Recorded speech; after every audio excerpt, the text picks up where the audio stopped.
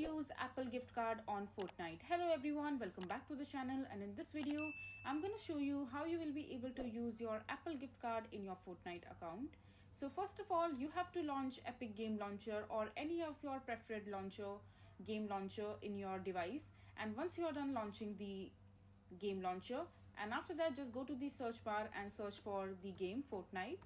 And here you can see that this game is free of cost, so you can go ahead and install the game in your device, in your PC or in your laptop. And once you are done launching the game in your device, after that all you have to do is just get your Apple gift card and then just make it as your default payment method in your Fortnite game. And after that, when you're playing the Fortnite in your device, you can make the preferred purchases through your Apple gift card in your Fortnite game.